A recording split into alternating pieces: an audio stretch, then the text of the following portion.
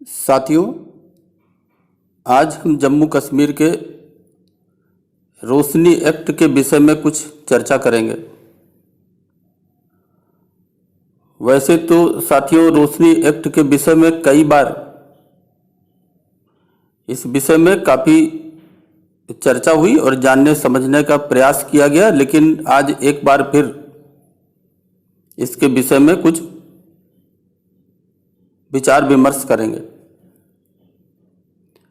साथियों, अगर कहा जाए कि रोशनी एक्ट का मतलब जम्मू का इस्लामीकरण, तो ये गलत नहीं होगा। साथियों, रोशनी एक्ट का मतलब अगर कहें कि पाकिस्तानी रोहिंग्या और बांग्लादेशी घुसपैठियों को भारत में बसाने की एक साजिश का हिस्सा है, तो भी गलत नहीं होगा। साथियों, भारत में रहने वाला हिंदू, मुस्लिम, सिख, ईसाई, किसी भी धर्म, किसी भी मजहब का हो, वो भाग्यशाली था कि देश में दूसरी बार नरेंद्र मोदी की सरकार केंद्र में आई और आने के बाद उसने धारा 370 ऐसे वक्त में हटाकर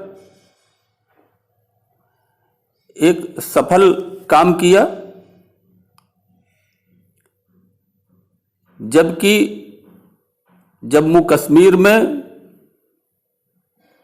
ये क्षेत्र बिल्कुल भारत के हाथ से निकलने की बिल्कुल अंतिम चरण में था। तो इसलिए इसको भाग्य ही कहा जाएगा। आज हम इस पर समझने का प्रयास करेंगे। साथियों, ये जो रोशनी एक्ट है, इस कानून को रोशनी एक्ट इसलिए कहा गया, इसका नाम रोशनी एक्ट इसलिए पड़ा क्योंकि ऐसा कहा गया कि इस रोशनी एक्ट से जमीनों से जो पैसा मिलेगा, उस पैसे से जम्मू कश्मीर राज्य में बिजली परियोजनाएं लगाकर विद्युतीकरण करते हुए राज्य में रोशनी फैलानी थी।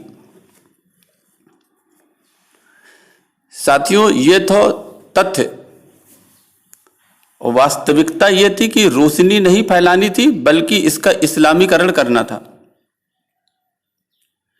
साथियों, अगर आप रोशनी एक्ट को ध्यानपूर्वक पढ़ें तो रोशनी एक्ट वास्तव में भ्रष्टाचार और जिहादी एजेंडे के कॉकटेल की बेमिसाल नजीर है।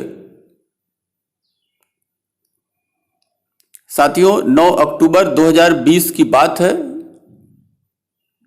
इस तारीख को दिए गए अपने ऐतिहासिक निर्णय में जम्मू कश्मीर के माननीय उच्च न्यायालय ने न सिर्फ रोशनी एक्ट को असंवैधानिक घोषित कर दिया, बल्कि देश के जम्मू संभाग के इस्लामीकरण की जो जिहादी साजिश थी, उसकी जांच सीबीआई को सौंप दी। साथियों, अगर हम कश्मीर की बात करें तो कश्मीर में शुरुआती दौर में बौद्ध और शैव मत खूब फले फूले। साथियों, समय बदलता गया, तस्वीर बदलती गई। 1128 से 1150 ईस्वी तक सूरवीर राजा जय सिंह का कश्मीर पर राज्य था। साथियों, उनके काल में मुस्लिम कश्मीर में घुसे और उन्होंने युद्ध नहीं किया, अपितु भिक्षा में, भीख में रहने की जगह मांगी थी। और जब रहने लगे तब से कश्मीर में मस्जिदें बनने लगी और मुस्लिम की जनसंख्या अधिक तेजी से बढ़ने लगी और एक दिन वहां से हिंदुओं और बौद्धों को पलायन करना पड़ा, उन्हें मजबूर किया पलायन करने के लिए। तो साथियों, अब हम आते हैं रोशनी एक्ट में। तो साल 2001 में फारूक अब्दुल्ला की सरकार ने इससे पहले जमीनों पर अवैध कब्जे किए और अवैध कब्जे कराए, और इसके बाद 2001 में फिर रोशनी एक्ट के नाम पर the Jammu Kashmir State Lands यानी Vesting of Ownership to the Occupants Act 2001 के तहत राज्य सरकार ने नाम मात्र की कीमत पर यह सरकारी भूमि उन्हीं अवैध कब्जा करने वालों को दे दिया जिनसे उस जमीनों पे कब्जा कराया गया था। तो साथियों, कह सकते हैं कि पहले कब्जा कराया और फिर एक कानून बनाकर नाम मात्र के पैसे पर उनको जमीन देकर उनको बसा दिया, उनको अधिकार दे दिए। इस तरह से इस्लामीकरण का पूरा प्रयास किया गया। अगर साथियों इन पे ध्यान दिया जाए तो इसमें अधिसंख्य या तो पाकिस्तान के रहने वाले लोग हैं जो भारत में आ गए, या बांग्लादेशी हैं, और या फिर है रोहिंग्या। अधिसंख्य यही लोग हैं। साथियों, सबसे पहले सन 1990 तक के कब्जों को वैधता देने की बात हुई थी। फिर बाद की मुफ्ती मोहम्मद सईद और गुलाम नबी आजाद की सरकारों ने अपने चहेतों को लाभ पहुंचाने के लिए स्थिति को आगे बढ़ाते हुए 2003 और 2007 तक के अवैध कब्जों को भी वैधता प्रदान कर दी। तमाम पाकिस्तानी, रोहिंग्या और बांग्लादेशी घुसपैठिए भी इससे लाभार्थी रहे। साथियों, जम्मू शहर की जो सीमावर्ती वन भूमि है उस पर बसाई गई भटिंडी नामक कॉलोनी, जिसे स्थानीय लोग मिनी पाकिस्तान कहते हैं, इसका उदाहरण है। सुंजवा और सिद्धड़ा भी अतिक्रमण के बड़े ठिकाने हैं।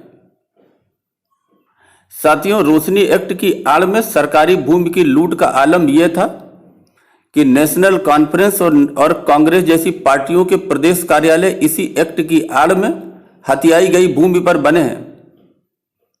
कांग्रेस पीडीपी गठबंधन सरकार के मुख्यमंत्री रहे गुलाम नबी आजाद ने सैकड़ों करोड़ की सरकारी भूमि अपने चहेतों को कौड़ियों के भाव आवंटित कर दी थी।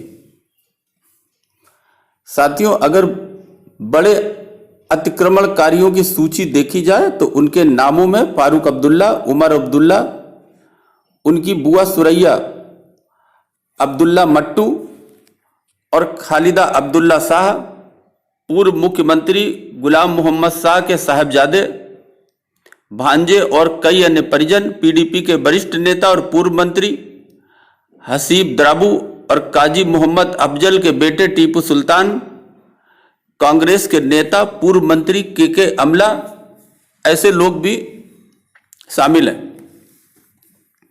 साथियों, इसके अलावा पीडीपी के ही अब्दुल मजीद बानी, ताज मोहिद्दीन, नेशनल कॉन्फ्रेंस के नेता और पूर्व मंत्री सज्जाद अहमद किचलू, तनवीर किचलू, सैयद आखून, जम्मू कश्मीर के पूर्व मुख्य सचिव मोहम्मद शफी पंडित, पूर्व एडवोकेट जनरल असलम गोनी, जम्मू कश्मीर बैंक के पूर्व चेयरमैन MY खान, पूर्व न्यायाधीश अली मोहम्मद के साहिबजादे अशफाक अहमद मीर, पूर्व पुलिस अधिकारी नासिर अली, खालिद दुर्रानी और मिर्जा रशीद, पूर्व वन अधिकारी कमर अली, सुल्तान अली, उद्योगपति मुश्ताक छाया, मोहम्मद सलीम बख्शी और मोहम्मद हुसैन जान, ओवैस अहमद, जमात अली जैसे बड़ी पहुंच वाले लोग भी इसके लाभार्थी बनाए गए। साथियों, इसमें ले देकर सबको शामिल किया गया ताकि मिलजुल कर इसमें कोई विवाद की शंका न रहे, और इस प्रकार जम्मू को एक मुस्लिम बाहुल्य क्षेत्र बनाने का पूरा प्रयास किया गया। साथियों, तत्कालीन मुख्यमंत्री महबूबा मुफ्ती के 14 फरवरी 2018 के आदेश के बाद जम्मू में मुसलमानों को कानूनी तौर पर भूमि पर कब्जा करने की अनुमति मिल गई। पूरे जम्मू में सरकार के समर्थन से जो जंगल की जो भूमि थी, वन की जो भूमि थी, उस पर कब्जे हुए और मुस्लिम बस्ती बसाई गई। साथियों, राजस्व अभिलेखों में कई प्रविष्टियां रद्द कर दी गई और ये लगातार ये प्रक्रिया चलती रही। साथियों, नदी के ताल हो, इसके किनारे और इसके किनारों पर बनी हुई बस्तियां आसपास पूरे जम्मू कश्मीर में राज्य सरकार के सय पर जमीनें कब्जाई गईं। आलम यह है कि तवी के 98% हिस्से पर मुसलमानों ने अवैध कब्जा कर लिया था, जम्मू के हिंदू बहुल इलाके में जमीन खरीदने के लिए भी मुसलमानों को एक तरह से 35% की छूट मिलती थी। साथियों, इस 35% की छूट का पैसा कहां से आता था? ये जानकारी मिली कि यह सब वहाबी पैसा था जो सऊदी से आता था। साथियों, अगर कहीं से भी कोई मुसलमान जम्मू आता तो ऐसे गरीब मुसलमानों को धार्मिक उत्पीड़न का शिकार ऐसा कहकर इस रूप में दिखाया जाता था। उन्हें कश्मीरी हिंदुओं की तरह सभी सुविधाएं मिलती थी। जम्मू में सुनियोजित और संगठित तरीके से रोहिंग्याओं, पाकिस्तानी और बांग्लादेशियों को इस तरह से बसाया गया। साथियों, म्यांमार के ये अलगाववादी रोहिंग्या जम्मू कश्मीर में अलगाववादियों के स्वाभाविक सहयोगी भी बन गए थे। साथियों, ये सारी की सारी कारगुजारियां सांप्रदायिक तुष्टीकरण और मुस्लिम ध्रुवीकरण का एक नायाब उदाहरण है। इनका विरोध करना सांप्रदायिकता है और आंख बंद करके इनका समर्थन करना ही सेकुलर है, यही कहा गया है। साथियों, भारत में सेकुलरिज्म की दुनिया से अलग और अजब तरीके की परिभाषाएं चलती हैं।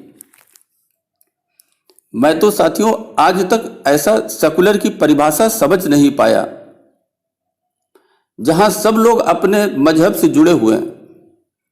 सिख गुरुद्वारा से जुड़ा हुआ है, मुस्लिम अपनी कुरान से जुड़ा हुआ है, उससे एक लाइन वो हटना नहीं चाहता।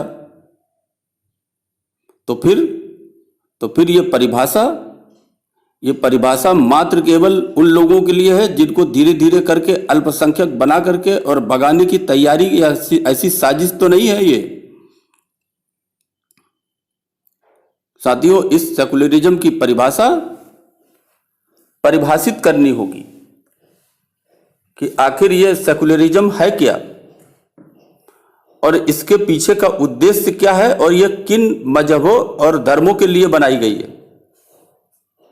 इससे कौन कौन प्रभावित हैं। साथियों, फिर एक बार मैं कहता हूं कि भारत के हिंदू, मुस्लिम, सिख, ईसाई, किसी भी धर्म, किसी भी मजहब के लोग हों, वो सारे के सारे भारतीय हैं और ऐसे भारतीयों का भाग्य है जब दूसरी बार केंद्र में नरेंद्र मोदी की सरकार बनी और हम जम्मू कश्मीर के अपने इस हिस्से को पाकिस्तान से हम बचा पाए। साथियों, सारा मंसूबा जो पाकिस्तान और तुर्की का था वो एक क्षण में खत्म हो गया, उनके मंसूबों पर पानी फिर गया। साथियों, अभी के लिए बस इतना ही। धन्यवाद।